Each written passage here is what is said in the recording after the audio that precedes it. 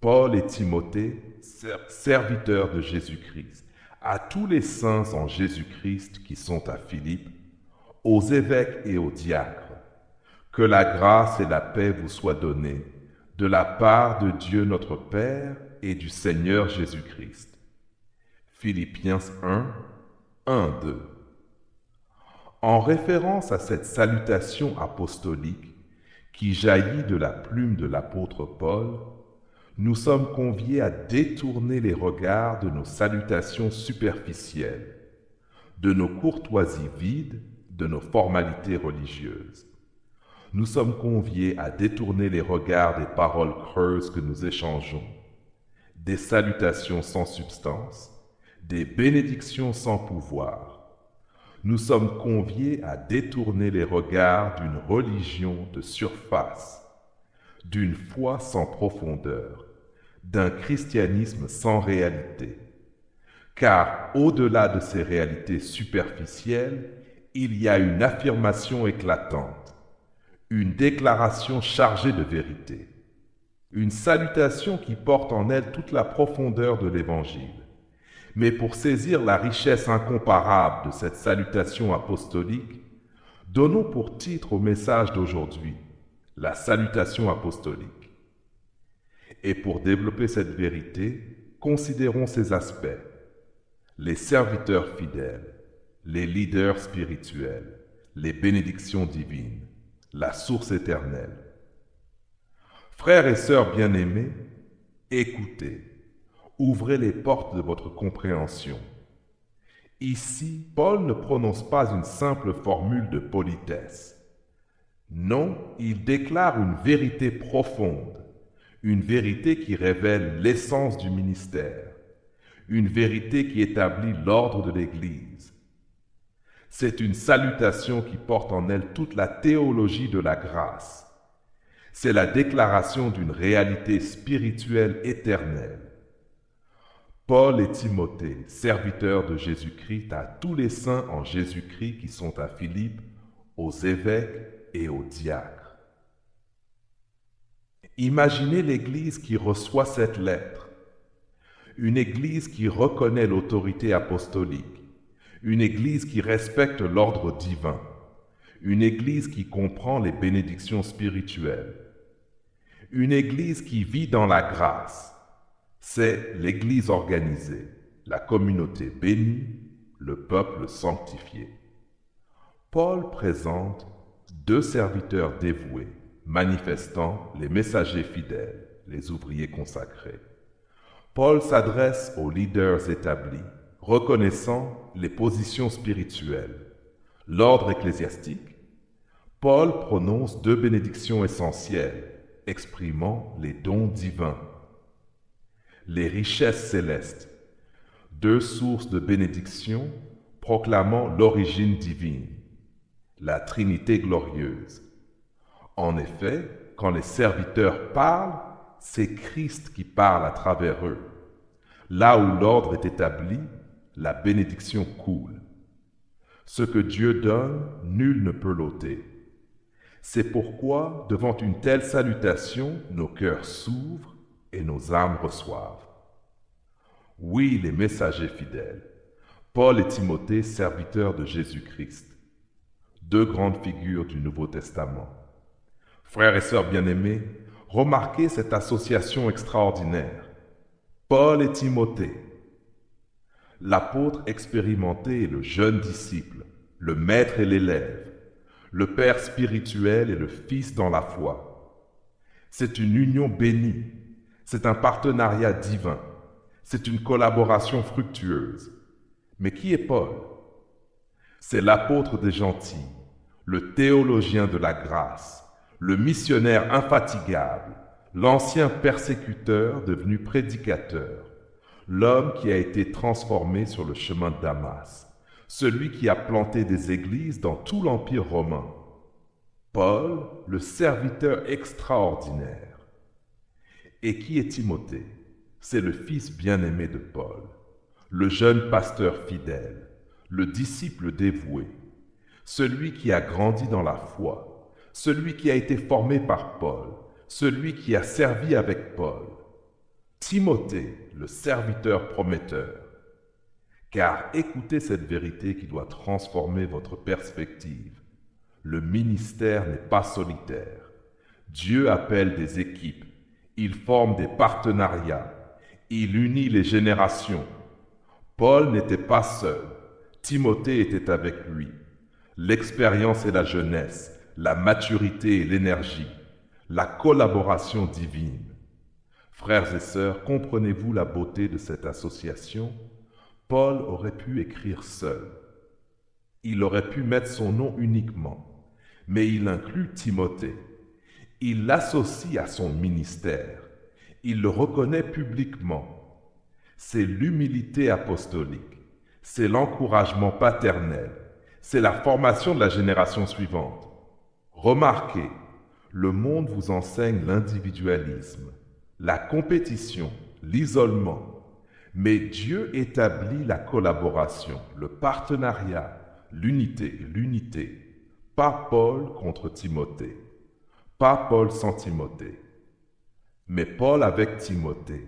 Et quelle est leur identité commune? Serviteurs de Jésus-Christ. Pas maître, pas seigneur, mais serviteur. C'est l'humilité véritable. C'est la soumission totale. C'est le service dévoué. Paul, l'apôtre puissant, se nomme serviteur. Timothée, le pasteur respecté, est serviteur. Ils servent le même maître. Mais ces serviteurs s'adressent à des leaders établis. Oui, l'ordre ecclésiastique.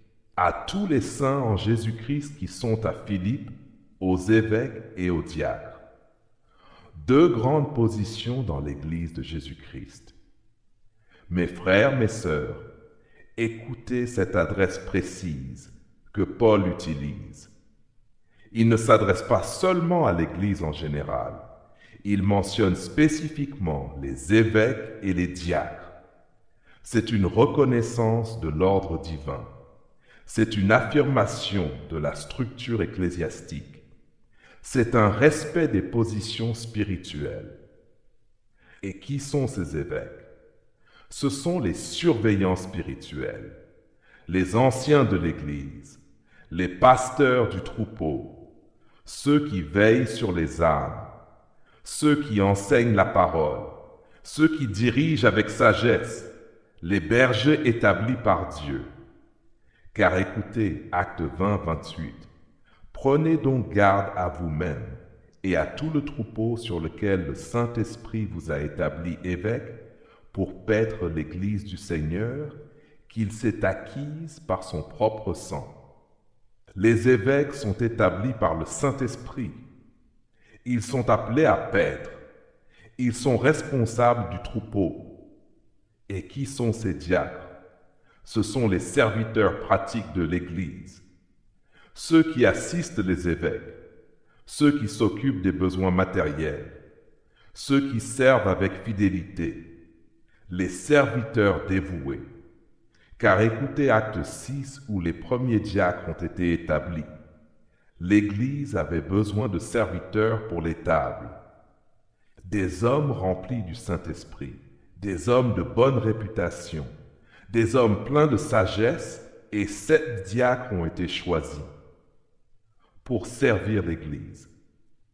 Remarquez, le monde vous enseigne l'anarchie spirituelle, l'absence de structure, le rejet de l'autorité. Mais Dieu établit l'ordre.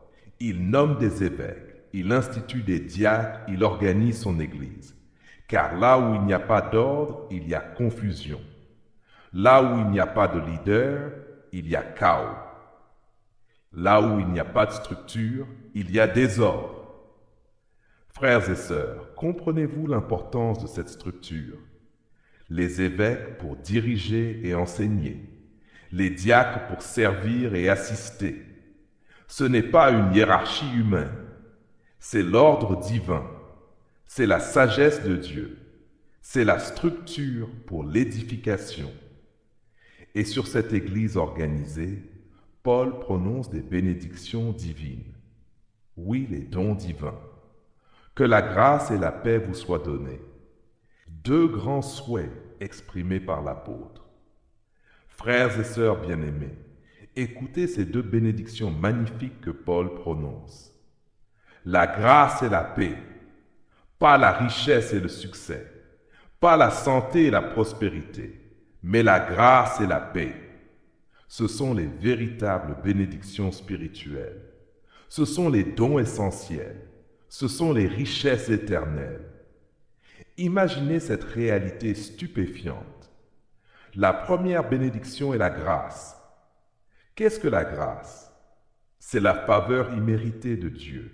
C'est l'amour sans condition. C'est le pardon gratuit. C'est la bonté divine. C'est le salut offert. La grâce, c'est Dieu donnant ce que nous ne méritons pas. Remarquez, sans la grâce, nous sommes perdus. Sans la grâce, nous sommes condamnés. Sans la grâce, nous sommes sans espoir. Mais avec la grâce, nous sommes sauvés. Avec la grâce, nous sommes justifiés. Avec la grâce, nous sommes transformés. Paul souhaite d'abord la grâce, car c'est la source de tout. Et quelle est la seconde bénédiction? La paix. Qu'est-ce que la paix? C'est la réconciliation avec Dieu. C'est le repos de l'âme. C'est la tranquillité du cœur. C'est l'absence de conflit. C'est la sérénité spirituelle. La paix, c'est le fruit de la grâce. Car écoutez Romains 5:1. Étant donc justifiés par la foi, nous avons la paix avec Dieu par notre Seigneur Jésus-Christ. La paix suit la justification. La paix vient de la grâce.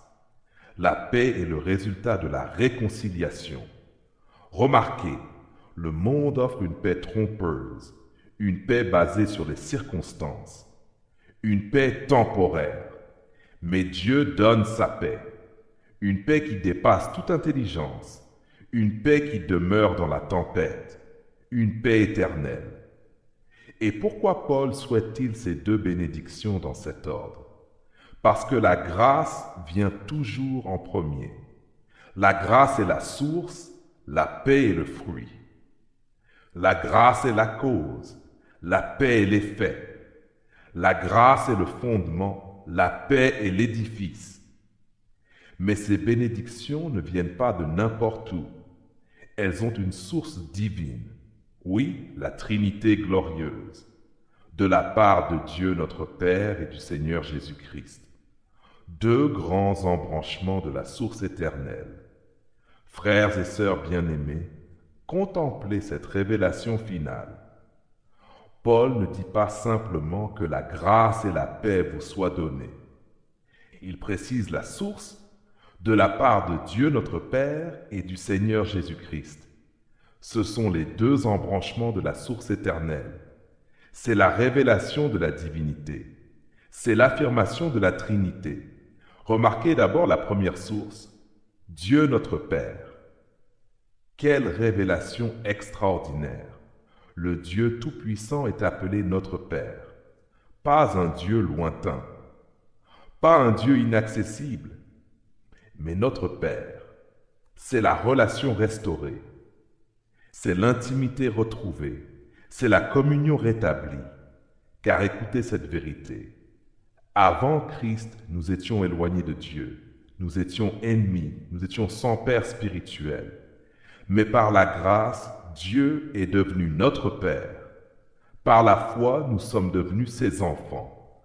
Par l'adoption, nous avons accès à sa présence. Dieu est notre Père.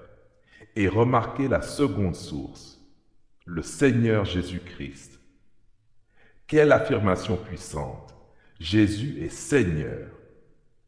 Il n'est pas simplement un prophète. Il n'est pas seulement un enseignant. Il est le Seigneur. C'est la confession de sa divinité. C'est la reconnaissance de sa souveraineté. C'est l'adoration de sa majesté. Remarquez, Paul place le Père et le Fils sur le même niveau, de la part de Dieu notre Père et du Seigneur Jésus-Christ. C'est l'affirmation de l'égalité divine. C'est la déclaration de la divinité de Christ. C'est la révélation de la Trinité. Le Père est Dieu, le Fils est Dieu, Un seul Dieu en deux personnes révélées ici. Et pourquoi cette double source est-elle importante? Parce que la grâce vient du Père, parce que la paix vient de Christ, parce que le salut est l'œuvre de la Trinité. Le Père a planifié, le Fils a accompli, l'Esprit applique. La Trinité travaille ensemble pour notre salut. Frères et sœurs, comprenez-vous la richesse de cette salutation? Ce n'est pas une simple formule, c'est une théologie complète, c'est une révélation profonde, c'est une bénédiction puissante. Je le déclare aujourd'hui à chacun de vous. Aux serviteurs de Dieu, levez-vous, serviteurs bien-aimés. Regardez Paul et Timothée. Voyez leur humilité, voyez leur collaboration, voyez leur dévouement.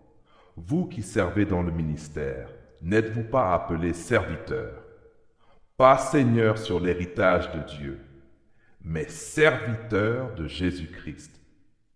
Cessez de chercher les titres pompeux. Cessez de désirer la gloire personnelle, car le plus grand parmi vous sera votre serviteur. Et vous, serviteurs expérimentés, avez-vous un Timothée? Avez-vous quelqu'un que vous formez?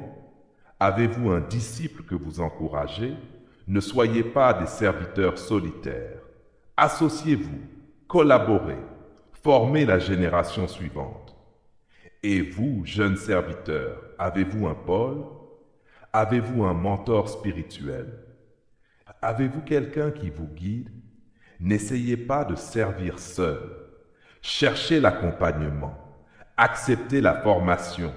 Apprenez de ceux qui vous précèdent. Aux évêques et aux diacres, levez-vous, leaders établis. Comprenez-vous l'honneur de votre position? Comprenez-vous la responsabilité de votre charge? Vous n'avez pas choisi cette position pour la gloire. Vous avez été établi par le Saint-Esprit pour servir. Vous qui êtes évêques, pasteurs, anciens, veillez-vous sur le troupeau, paissez-vous les brebis, enseignez-vous fidèlement la parole ou cherchez-vous votre propre gloire? Souvenez-vous, vous rendrez compte de votre gestion. Servez avec humilité, dirigez avec amour, enseignez avec fidélité. Et vous qui êtes diacres, serviteurs de l'Église, servez-vous avec joie, assistez-vous avec fidélité, vous occupez-vous des besoins pratiques. Ne méprisez pas votre service, car votre position est établie par Dieu. Servez comme pour le Seigneur, car celui qui sert dans les petites choses sera établi sur les grandes. À toute l'Église, levez-vous, saints bien-aimés, respectez-vous vos leaders, honorez-vous ceux que Dieu a établis, soutenez-vous vos évêques et vos diacres, ou les critiquez-vous constamment.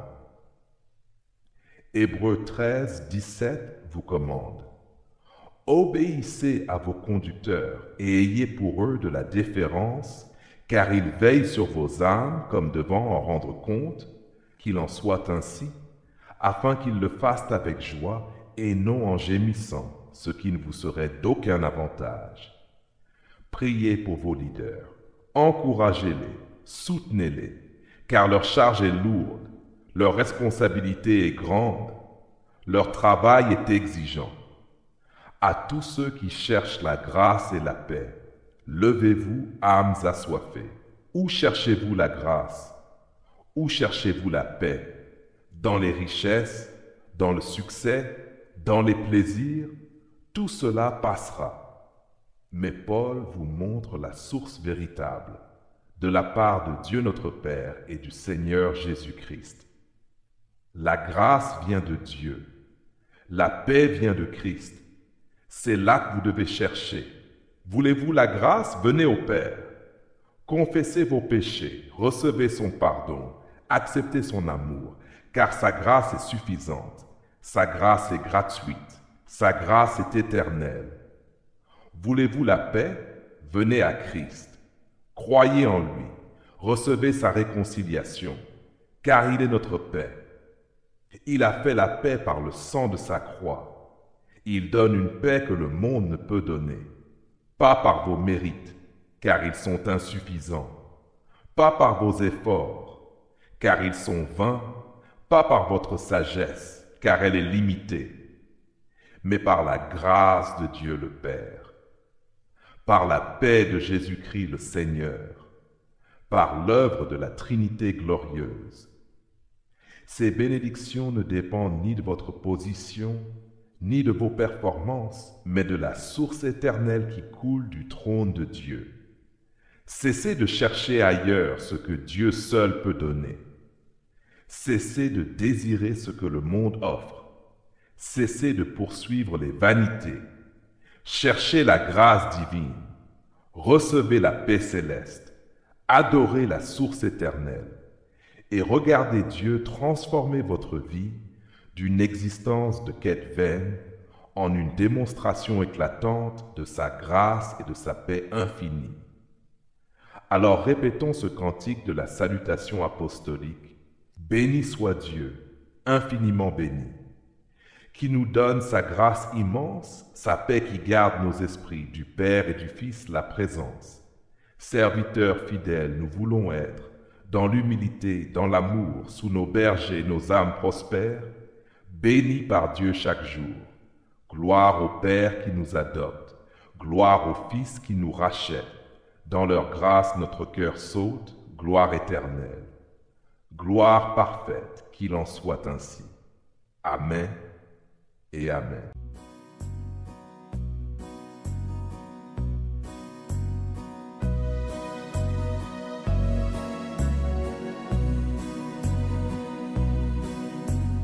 Qu'il fait bon à ton service, Jésus mon sauveur. Qu'il est doux le sacrifice que t'offre mon cœur. Prends, ô Jésus, prends ma vie, elle est toute à toi.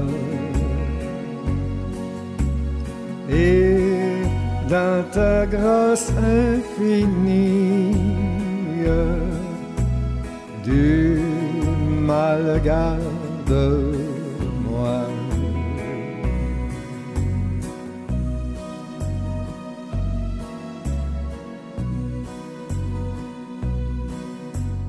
Mon désir, mon vœu suprême,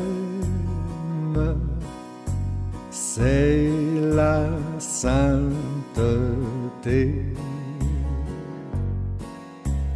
Rien je ne veux et je n'aime que ta volonté. Prends, ô Jésus, prends ma vie, elle est toute à toi. Et dans ta grâce infinie, du mal garde-moi.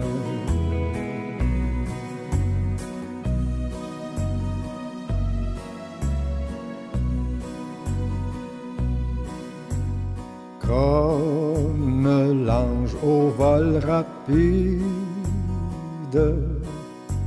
je veux te servir.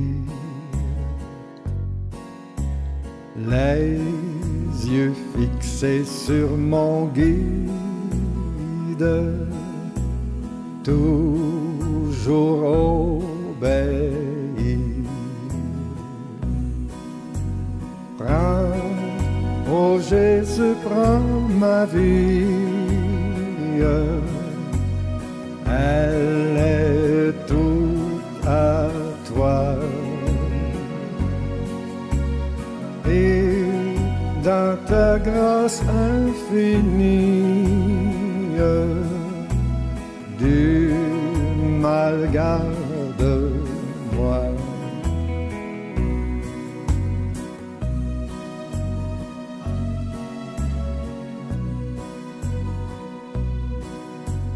Travail, douleur et souffrance, non, je ne crains rien. Toi, Jésus, mon espérance,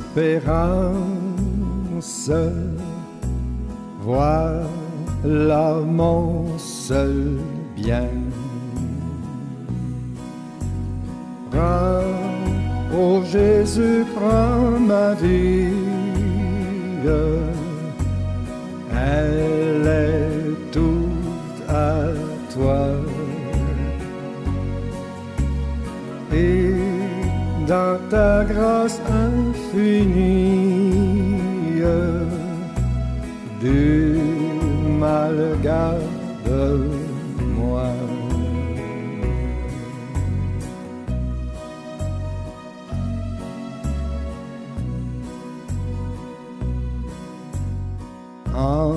Ensemble donc vers la gloire, marchons en avant, chantant l'hymne de victoire, toujours triomphant. Prends, ô Jésus, prends ma vie, elle est toute à toi. Et dans ta grâce infinie, du mal garde-moi.